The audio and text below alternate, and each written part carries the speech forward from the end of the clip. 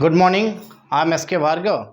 Today I am going to discuss about the fourth activity of the chapter 1 for subject chemistry. यानी chemistry के chapter 1 का activity number 4 हम आज देखेंगे और इस चीज में हम डिस्कस करेंगे और डेमोन्स्ट्रेट करके देखेंगे इलेक्ट्रोलाइसिस ऑफ वाटर। यानी इलेक्ट्रोलाइसिस जब हम करते हैं, वाटर को ब्रेक डाउन करते हैं, स्प्लिट इनटू हाइड्रोजन और ऑक्सीजन गैस के रूप में जब हम तोड़ते हैं वाटर को, तो इसमें हम पासिंग करते हैं इलेक्ट्रिसिटी को, जिसको इलेक्ट्रिसिटी पास करने के बाद ये टूट जाता है। तो इससे जब डेमोन्स्ट्रेट करते हैं तो डेमोन्स्ट्रेट करने के लिए यानी किसी भी एक्सपेरिमेंट को एब्जॉर्ब करने के लिए हमें क्या चाहिए जी?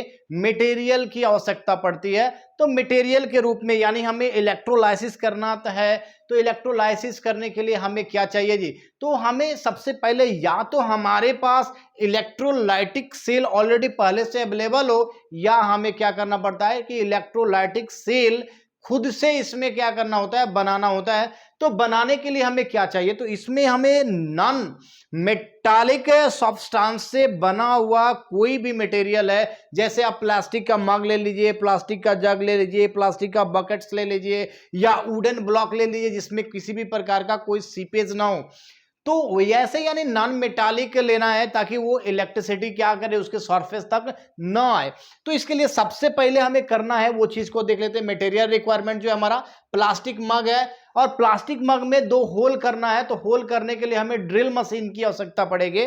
तो ड्रिल मशीन है, ड्रिल मशीन चाहिए। 2 ग्रेजुएटेड मेजरिंग सिलेंडर, जैसे बात करते हैं कि सिलेंडर चाहिए आपको, मेजरिंग सिलेंडर चाहिए। तो मेजरिंग सिलेंडर में होता क्या है ना, एक्चुअली इसमें मेजर करने के लिए इसमें स्केल होता है। तो 2 मेजरिंग सिलेंडर चाहिए, जिस सिलेंडर का हम यूज करेंगे गैस को कैच करने के लिए इसमें के दौरान जो फर्म। तो ऐसा हमारे पास 2 क्या चाहिए जी? मेजरिंग सिलेंडर चाहिए। उसके बाद कार्बन का इलेक्ट्रोड चाहिए। तो कार्बन के इलेक्ट्रोड के रूप में आप समझ लीजिए कार्बन का सॉलिड यानी solid material which is formed by the carbon which conduct the electricity। तो ये है आपका इलेक्ट्रोड, कार्बन का इलेक्ट्रोड। ये कार्बन का इलेक्ट्रोड है। कार्बन के इलेक्ट्रोड के रूप में ये बनता जो है वो ग्रेफाइट से बना होता है, ग्रेफाइट से बना होता है। और कार्बन का एलोट्रॉप्स है ग्रेफाइट। कार्बन 3 रूप में होता है। कार्बन का जो एलोट्रॉप्स होता है वो 3 होता है, ग्रेफाइट, डायमंड और बक मुनिस्टल फ्लोरीन। तो इसमें हम ग्रेफाइट जो होता है, ग्रेफाइट का इलेक्ट्रोड यूज किया जाता है इलेक्ट्रोलाइसिस में, क्योंकि एक तो ये कंडक्टर होता है इलेक्ट्रिसिटी का, दूसरा इसका मेल्टिंग पॉइंट बहुत हाई होता है। जब हम इलेक्ट्रिसिटी पास करते हैं इसे तो ये मेल्ट नहीं होता है, इसलिए इसको हम क्या करते हैं, इलेक्ट्रोलाइटिक सेल में इसे इलेक्ट्रोड बनाने के रूप में इस्तेमाल किया जाता है। नेक्स्ट बात करते हैं, हमें क्या चाहिए जी? बैटरी चाहिए। एक्चुअली ये बात समझ लीजिए, ये लंबा पतला सा एक्चुअली यही बैटरी है आपका। इसमें हमें 6 वोल्ट की बैटरी चाहिए। अब समझ लेते हैं कि हम इसे बैटरी क्यों कहते हैं। तो बैटरी के लिए एटलीस्ट 2 पॉजिटिव टर्मिनल और 2 नेगेटिव टर्मिनल होना चाहिए, क्योंकि जैसा हम जानते हैं कि सेल यदि हो, सेल के लिए 2 टर्मिनल की आवश्यकता पड़ती है। सेल ये आप लोग देखते हैं जो आप टॉर्च में इस्तेमाल करते हैं सेल, ये पॉजिटिव टर्मिनल्स होता है। और यहाँ पर निगेटिव जो होता है आपका जिंक से बना होता है, जिंक का ले आपका होता है। तो ये है आपका निगेटिव टर्मिनल और ये है आपका पॉजिटिव टर्मिनल। तो एक सेल में एक पॉजिटिव टर्मिनल और एक निगेटिव टर्मिनल होता है। और जब सेलों का कॉम्बिनेशन होता है, 2 और more than 2 cell which are combined together to form a battery. तो यहां पर आप देख लीजिए 6 वोल्ट की बैटरी अगर हम ले रहे हैं तो यहां पर एटलीस्ट कम से कम जो है आपका 2 सेल इसमें ज्वाइंट होगा, तभी हम इस चीज को बैटरी कहते हैं। अब इसमें टर्मिनल आपको पहचानने के लिए एक आसान सिंपल सा तरीका बताते हैं। ये लंबा वाला जो पार्ट हो, यानी लंबा हो पतला हो, लंबा हो पतला हो पॉजिटिव है, लंबा हो पतला हो पॉजिटिव है, छोटा है मोटा है, छोटा है मोटा है, तो ये निगेटिव हो जाता है। तो ये आप समझ लेते हैं ये निगेटिव। एक चीज और इसमें आपको ध्यान देना होगा कि यदि किसी भी सर्किट, इलेक्ट्रिक सर्किट में जिसे हम डेमोन्स्ट्रेट करते हैं, तो उसके रूप में हमें बैटरी लेना होता है और बैटरी में पॉजिटिव और नेगेटिव टर्मिनल नोटेड होता है। जैसे आप कोई भी बैटरी देखेंगे उसमें पॉजिटिव टर्मिनल और नेगेटिव टर्मिनल आपका इस्तेमाल किया हुआ रहता है और ये लीड से बना हुआ रहता है टर्मिनल। अब नेक्स्ट जो बात करते हैं, यदि इसमें आपका कोई भी सिंबल नहीं दिया है, ऐसे ही आपको बना दिया, तो ये समझ लीजिएगा ये बैटरी ना है। यहां पर ये तो पहले से जो था वो आपका डीसी सप्लाई देता है, अगर प्लस माइनस नहीं है तो ये एसी सप्लाई देगा। यानी एसी का मतलब होता है अल्टरनेटिव करंट, और जब हम बैटरी का इस्तेमाल करते हैं तो बैटरी हमें प्रोवाइड करता है डीसी यानी डायरेक्ट करंट। तो जो भी एक्सपेरिमेंट करना होता है हम उसे इलेक्ट्रिसिटी से ना करके हम इसे डीसी यानी डायरेक्ट करंट का इस्तेमाल करते हैं, और डायरेक्ट करंट के रूप में हमें, तो लैब में हमारे पास जो होता है ड्राई सेल होता है, तो ड्राई सेल का हम भी इस्तेमाल करते हैं इसमें। तो ड्राई सेल के रूप में आपको हमने बताया कि 6 का क्या चाहिए जी, 6 वोल्ट की हमें एक बैटरी चाहिए, और 6 वोल्ट की बैटरी हो गई। मेजरिंग 2 सिलेंडर हमारे पास हो जाएगा, 2 कार्बन का इलेक्ट्रोड हो जाएगा। अब इन्हीं चीजों को मिलकर जब हम मिला देंगे तो हमारे पास एक इंस्ट्रूमेंट बन जाएगा जिसका नाम है इलेक्ट्रोलाइटिक सेल। इस चीज को हम कंबाइन करते हैं, यानी इसका अरेंजमेंट कर देते हैं, और अरेंजमेंट करके आपको बताते हैं कि ये कैसे बनता है। अब देखते हैं जी हम इलेक्ट्रोलाइटिक सेल हम कैसे अरेंज करना होता है। तो सबसे पहले देख लीजिए, ये आपका प्लास्टिक का मग है, ये आपका प्लास्टिक का मग है। प्लास्टिक के मग को हम लोग देख लेते हैं जी। अब ये प्लास्टिक के मग में हम क्या करते हैं, इसके अंदर नीचे हम क्या करेंगे जी, नीचे से हम इसमें देखेंगे, प्लास्टिक का मग हो गया। अब नीचे से हमें इसमें क्या करना है, होल करना है, 2 होल कर लेना है। 2 होल करने के बाद हम इसमें देखते हैं, 2 होल हमने कर लिया। अब इसमें हम इलेक्ट्रोड का यूज करेंगे। इलेक्ट्रोड कार्बन का इलेक्ट्रोड होता है, कार्बन का ये इलेक्ट्रोड है। दूसरा इलेक्ट्रोड, हमें ये दोनों इलेक्ट्रोड को हमको सेपरेटली अलग अलग रखना है ताकि ये एक दूसरे से ज्वाइंट ना हो सके। अब इसे हम कर लिए। अब ये 2 इलेक्ट्रोड हमने इस मग में क्या कर दिया जी, फिट कर दिया। अब समझना क्या है, ये दोनों कार्बन के ही इलेक्ट्रोड है, इसमें अभी ये ना कोई पॉजिटिव है ना निगेटिव है। जब हम इसे बैटरी के टर्मिनल से जब ज्वाइन करेंगे इसको, तो बैटरी का जब टर्मिनल इसमें जुड़ जाएगा। अभी ये दोनों के दोनों क्या है जी, अभी ये दोनों के दोनों इलेक्ट्रोड है। तो इलेक्ट्रोड क्या होता है, the solid form of carbon which is use in the electrolytic cell to conduct the phenomenon of electrolysis. तो वो होता है आपका क्या चीज, इलेक्ट्रोड। इलेक्ट्रोड होता है। तो ये इलेक्ट्रोड जो है वो कार्बन से बना हुआ है। एक्चुअली कार्बन आप कहते, हम कहते हैं, लेकिन ये ग्रेफाइट है, तो ग्रेफाइट से ये बना होता है। तो ये समझ लिया। अब जब करते क्या है, इसको बैटरी से कनेक्ट करते हैं। जब हम इसको बैटरी से कनेक्ट करते हैं, यहां पर हम बैटरी का सिंबल एक बना लेते हैं।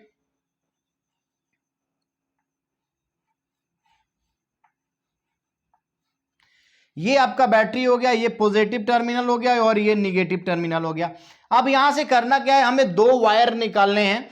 अब एक वायर जो पॉजिटिव से निकलेगा वो हम ज्वाइन कर देते हैं इससे, ये पॉजिटिव हो गया आपका, और हम यहां से निगेटिव उठाते हैं वायर, और निगेटिव वायर को ले जाकर हम इसमें ज्वाइन कर लेते हैं। ज्वाइन करने के बाद हम देखते हैं कि क्या ये हो पा रहा है कि नहीं।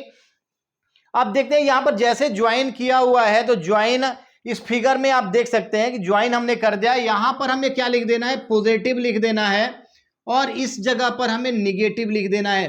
अब according to the terminal of the battery electrode are join together. अब इलेक्ट्रोड को टर्मिनल से हमने जोड़ दिया। अब इसको नाम देखना है कि समझ लीजिए कि जब पॉजिटिव टर्मिनल से इलेक्ट्रोड ज्वाइन होता है, तो ज्वाइन होने के बाद इस इलेक्ट्रोड का जो नाम होता है उसे हम लोग बोलते हैं एनोड। ये आपका एनोड है, ये एनोड है आपका।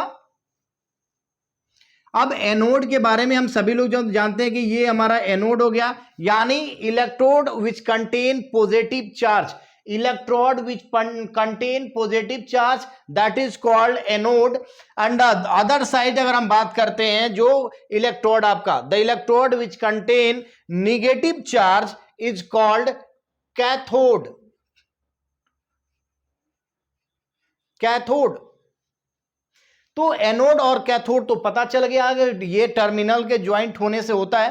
अब हमें क्या करना है इसमें, आप जो सिलेंडर हमने बताया था मेजरिंग सिलेंडर, तो आप इसमें क्या करना कि सबसे पहले इसमें वाटर डाल देना है। इसमें क्या कर देना है जी, वाटर को फिल कर देना है, वाटर को फिल करना है। वाटर फिल करने के बाद हम इसे क्या करेंगे, इसमें मेजरिंग सिलेंडर को ऐसे, यानी जो आपका सिलेंडर हो वो इस तरीके से हो नीचे की तरह, ऐसे दो सिलेंडर जो मेजरिंग सिलेंडर हमने बनाया है, ये ऐसे दो मेजरिंग सिलेंडर आपको लेंगे और इस मेजरिंग सिलेंडर को क्या करेंगे, हम यहां पर इसमें लगा देंगे। इस मेजरिंग सिलेंडर में भी आपका वाटर रहेगा। अब यहां भी हम इस मेजरिंग सिलेंडर को क्या करते हैं, इसमें फिक्स कर देते हैं। अब इसमें हमने डॉटेड जो लाइन दिखाया है, इसमें आपका वाटर है। अब वाटर के साथ हम बात करते हैं कि वाटर हमने डाल दिया। अब वाटर इलेक्ट्रोलाइटिक सेल में एसिडिफाई वाटर की आवश्यकता पड़ती है, तो some drop of diluted sulphuric acid is added into the water. अब ये वाटर में हमें क्या करना है, इस वाटर के साथ हमें एसिडिफाई यानी इसमें हमें कुछ डाइल्यूटेड सल्फ्यूरिक एसिड के ड्रॉप को यूज कर लेना है। अब ये वाटर जो हमारा एसिडिफाई हो गया, अब यहां से हम क्या करेंगे, स्विच ऑन करेंगे। तो स्विच जैसे ही हम ऑन करेंगे, हमारा जो है प्रोसेस जो है वो होने लगेगा। अब सिंपल सी बात है कि ये आपका एनोड हो गया और ये कैथोड हो गया। अब एक रिएक्शन इसमें आता है कि वाटर को हम इलेक्ट्रोलाइज कर रहे हैं। क्या कर रहे हैं जी, वाटर को इलेक्ट्रोलाइसिस कर रहे हैं। तो हम जानते हैं कि इलेक्ट्रोलाइसिस क्या है जी, डिकम्पोजिशन प्रोसेस है। ये वाटर जो आपका सिंगल कंपाउंड है, इसकी कॉन्स्टिट्यूएंट्स को क्या करेगा, सेपरेट कर देगा। तो सेपरेट करने के लिए हम देखते हैं कि ये सेपरेट तो कर देगा। हम यहां पर लिख देते हैं इलेक्ट्रिक करंट। इलेक्ट्रिक करंट हम यहां पर लिख दिए, तो इसको क्या करेगा जी, तोड़ देगा। तोड़ेगा कैसे जी, H plus plus OH minus, ऐसे भी लिख सकते हैं, या अगर ये टूटेगा तो OH यानी 2 माइनस हो जाएगा। इसको हम क्या करेंगे जी, ऐसे बना देंगे, यानी इसको हम बैलेंस कर लिए। H2O जब टूटेगा तो H plus plus O minus बनाएगा। अब दो एटम यहां पर हाइड्रोजन था, दो एटम हम H प्लस कर लिए। अब देखो, सबसे जरूरी चीज होता है इसमें जानना कि वाटर अगर टूटता है तो किधर जाएगा, ये सबसे ज्यादा क्वेश्चन पूछा जाता है। तो देख लीजिए कि वाटर जब टूटेगा तो वाटर में आपका H जो है पॉजिटिव है और ऑक्सीजन जो है निगेटिव है। और हम सभी लोग पढ़े हैं कि अट्रैक्शन जो होता है पॉजिटिव और निगेटिव के बीच में अट्रैक्शन होता है। पॉजिटिव पॉजिटिव या निगेटिव निगेटिव कभी एक दूसरे को अट्रैक्ट नहीं करता। जब करेगा तो opposite charges attract to each other. तो अपोजिट चार्ज जब हम बात करते हैं तो पॉजिटिव जो हमारा होगा वो आपके क्या जाएगा, निगेटिव की ओर जाएगा। तो यहां पर हम लिख देंगे H प्लस यहां लिख देंगे और यहां पर हम लिख देंगे कि O माइनस। तो ये आपको पता चल गया कि during the electrolysis of the water hydrogen is deposited on the cathode and oxygen is deposited on anode.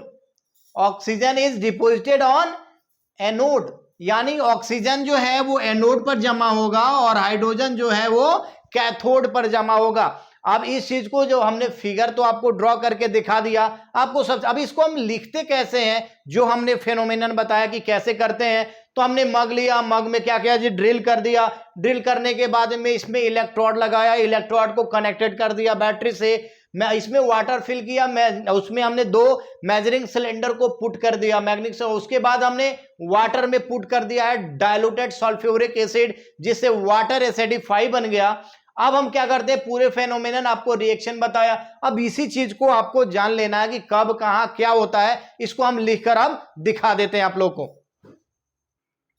अब हम जैसे बात किए थे, हम प्रोसीड्योर के बारे में बात करें। प्रोसीड्योर जो होता है कि कैसे कैसे हम एक्सपेरिमेंट को करते हैं, तो इसमें आपका क्या होता है, स्टेप वाइज स्टेप आपको करना रहता है। तो फर्स्ट स्टेप में करना क्या होता है, आपको टेक करना होगा एक मग, जो प्लास्टिक मग है। दूसरा चीज स्टेप क्या होता है कि प्लास्टिक मग के बटम जो बेस होता है, उस बेस में आपको 2 होल करना है with the help of drill machine के हेल्प से मग के बेस में 2 होल कर देना है। 2 होल करने के बाद इसमें करना क्या है, जो आपका कार्बन का इलेक्ट्रोड है, उस कार्बन के इलेक्ट्रोड को उसमें फिट कर देना है। फिट करने के बाद जब आप पूरे तरीके से उसको सील कर दे ताकि वाटर बाहर ना निकल पाए, जब वो पूरे तरीके से इलेक्ट्रोड चारों तरफ से मग में सील हो जाए यानी फिक्स हो जाए कि वाटर नहीं निकल रहा है, तब उसमें क्या करना है कि वाटर को, उस मग को हाफ तक पूरा फिल कर देना है। जैसे हमने लिखा है यहां पर, fill the mug with water to its half. जैसे ही हाफ हो जाए तो उसमें जैसे हमने बताया था कि डाइल्यूट सल्फ्यूरिक एसिड को आपको क्या करना है जी, ऐड कर देना, यानी few drop of the diluted sulphuric acid is added into water to acidify the water. अब इसको एसिडिफाई करने के लिए आप इसमें क्या करिए, यूज कर दें।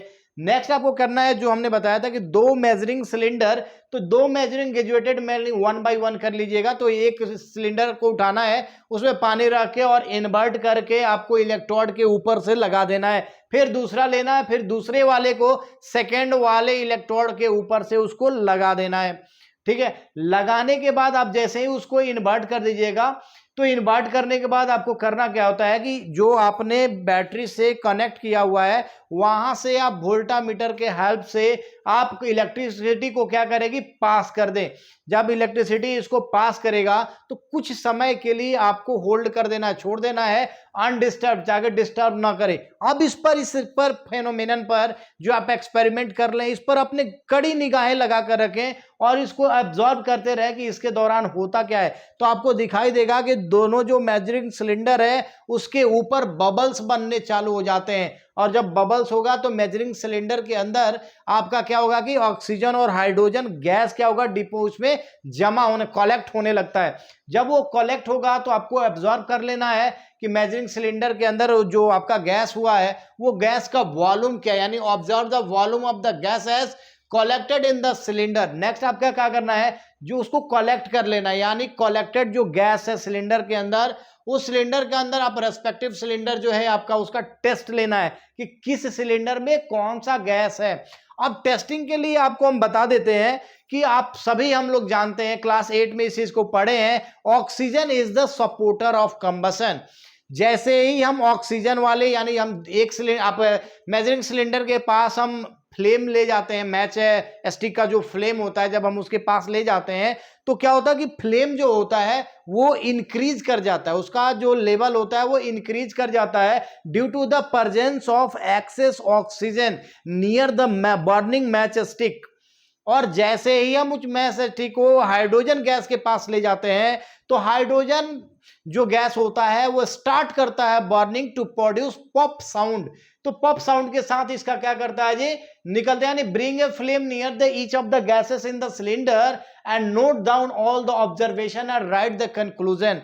तो इसमें हमने बताया कि ऑब्जर्वेशन आप क्या करेंगे, जैसे ही आप नियर ले जाएंगे फ्लेम को तो फ्लेम आपका क्या होगा कि अगर एक ऑक्सीजन के पास ले जाते हैं तो उसका लेवल क्या होगा, फ्लेम का बढ़ जाएगा, और हाइड्रोजन वाले सिलेंडर के पास ले जाते हैं तो हाइड्रोजन जलना चालू कर देता है और पॉप साउंड निकलता है। अब हम इसके बाद इस पर लिख देते हैं आपका ऑब्जर्वेशन और कंक्लूजन। अब हम लोग देख लेते हैं इसमें कि ऑब्जर्वेशन, जैसे हमने आप लोगों को बताया कि कैसे कैसे ऑब्जर्व करते हैं। तो सबसे पहले दोनों सिलेंडर में जो गैसेस आपका जमा हुआ है उसका वॉल्यूम आपको जान लेना होगा। तो the volume of the one of the gases, यानी उसमें से एक जो गैस होता है, जैसे हाइड्रोजन है तो हाइड्रोजन का वॉल्यूम जो होता है 2 गुना होता है वॉल्यूम ऑफ ऑक्सीजन से। तो आप देख सकते हैं is the twice the volume of the other gases जो है आपका ऑफ द गैसेस, यानी one of the gases catches the fire, यानी हाइड्रोजन गैस में आग लग जाता है और प्रोड्यूस करता है पॉप साउंड। अदर अगर हम बात करते हैं लाइक जैसे ऑक्सीजन का, तो ऑक्सीजन क्या करता है, मैच स्टिक जो आपका फ्लेम प्रोड्यूस करता है उसको ब्राइटली यानी और बढ़ा देता है। कंक्लूजन इसका क्या है कि वाटर को जो हमने इलेक्ट्रोलाइसिस किया वो डिकम्पोज यानी टूट कर और हाइड्रोजन और ऑक्सीजन गैस प्रोवाइड्स करता है, जिसमें से हाइड्रोजन गैस जो होता है बर्न करता है एक्सप्लोसिवली और हाईली फ्लेमेबल होता है, वेयर जो ऑक्सीजन जो गैस होता है वो हेल्प कर देता है जलने में। तो ये रहा आपका कंक्लूजन। नेक्स्ट जो हम लोग देखेंगे इसके बाद आपका 5 नंबर जो एक्टिविटी है उसको देखेंगे। नेक्स्ट हम लोग बात करते हैं नेक्स्ट एक्टिविटी यानी एक्टिविटी नंबर 5, जिसमें हमको करना क्या है, डेमोन्स्ट्रेट करना है इसमें कि टू शो द फोटो, आपका फोटोकेमिकल डिकम्पोजिशन करना है आपको सिल्वर क्लोराइड का। तो सिल्वर क्लोराइड जो हम सभी लोग जानते हैं ये भी आपका नमक है, इसको डिकम्पोज करना है। यानी डिकम्पोजिशन रिएक्शन हम लोगों ने बात किया था 3 प्रकार का इसमें होता है, thermal decomposition reaction, electric decomposition reaction और फोटो डिकम्पोजिशन रिएक्शन। यानी photo decomposition reaction take place in the presence of sunlight. Sunlight के प्रेजेंस में रिएक्शन जो होता है उसे हम लोग बोलते हैं फोटो डिकम्पोजिशन रिएक्शन। तो इस रिएक्शन में सबसे जो लोएस्ट है मेटल रिएक्टिव सीरीज में जो बॉटम में होते हैं, जैसे सिल्वर का है, तो सिल्वर जो आपका सिल्वर का क्लोराइड हो या सिल्वर का ब्रोमाइड हो, तो ये टेक पार्ट करता है फोटो डिकम्पोजिशन रिएक्शन में।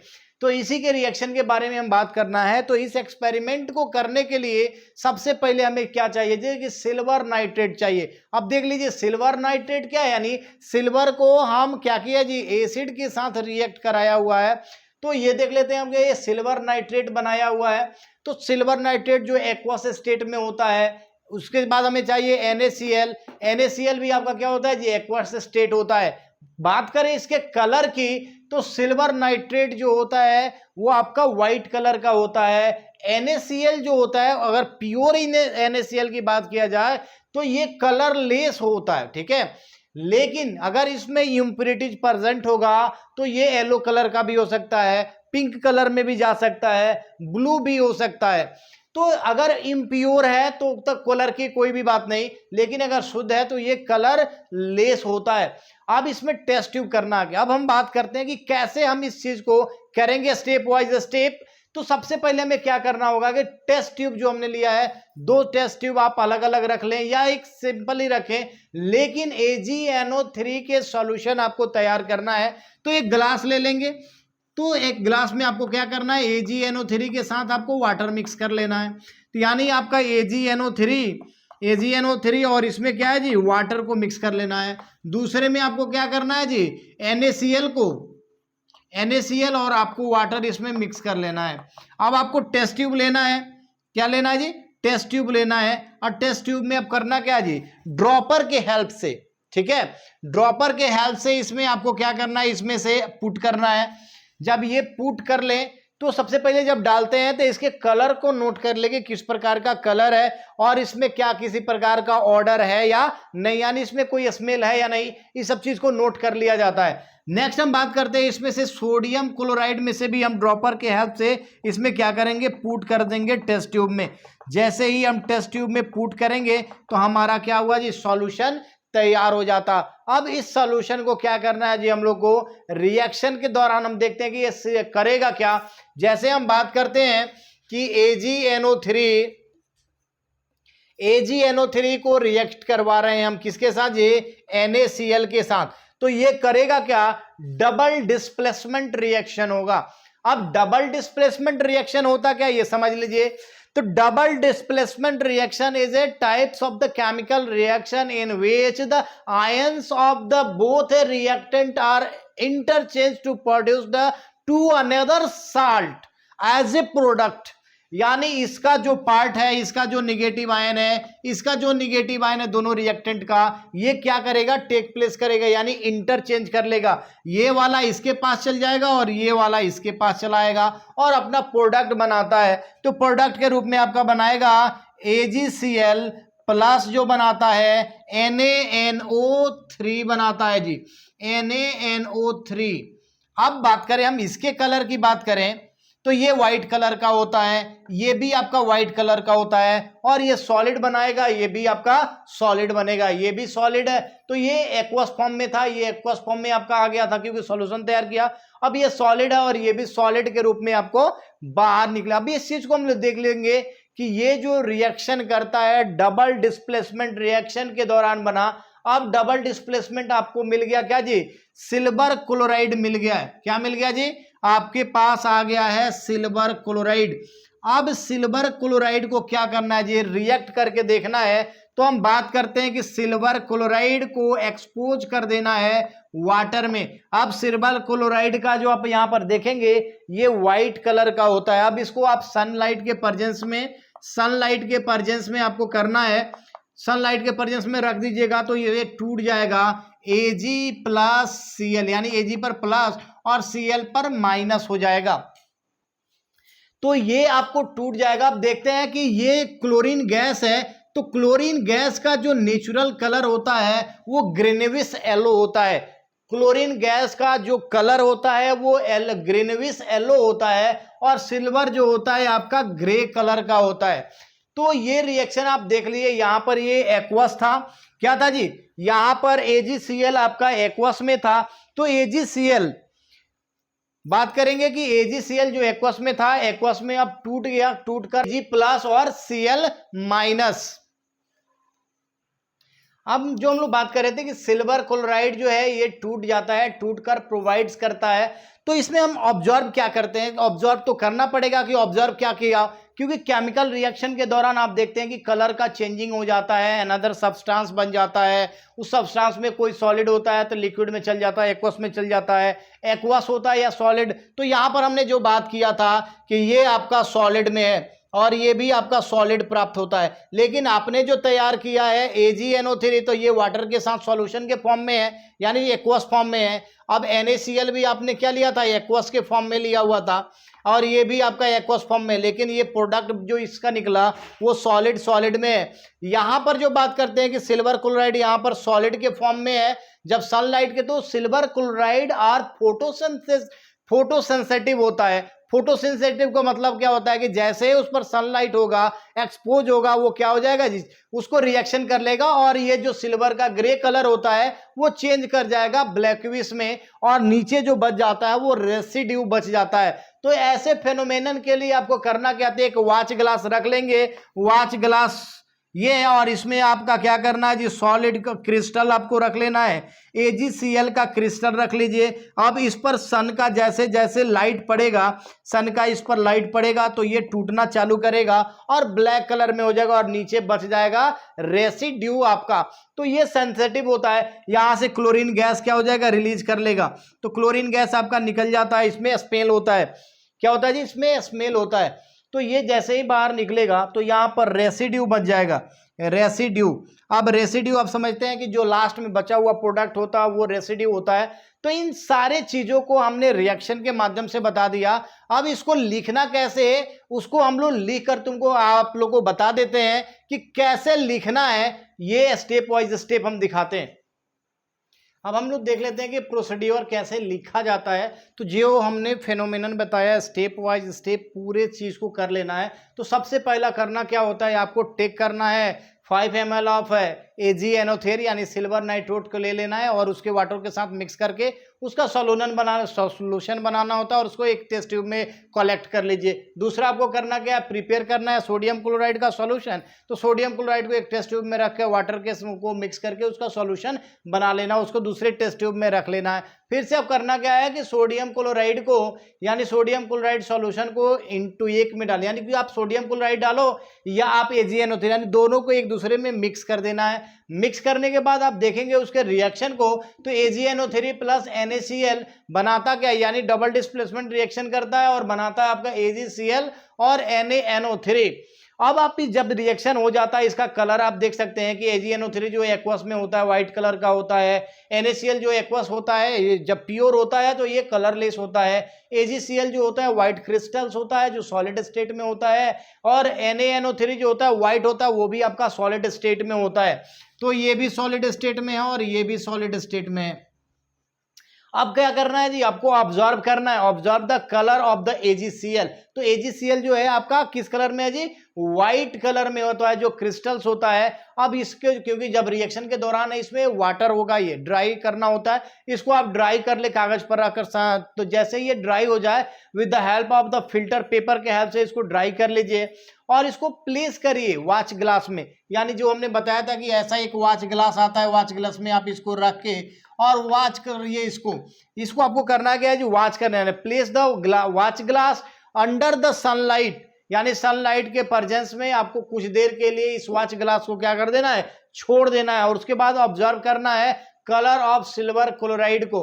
तो यहाँ पर जो सिल्वर क्लोराइड है आपका AgCl, इसके कलर को देखना है। तो आप देखते हैं कि व्हाइट कलर है, आप धीरे धीरे क्या होता है ब्लैक में चेंज कर जाता है, और यहाँ से क्या है कि क्लोरीन बाहर निकल जाता है और सिल्वर अलग हो जाता है। तो सिल्वर का जो कलर होता है आपका ग्रे कलर, और क्लोरीन जो होता है ग्रीनविश है येलो में चेंज कर जाता है। अब इसके ऑब्जर्वेशन, कंक्लूजन और एक्सप्लेनेशन के बारे में बात करेंगे।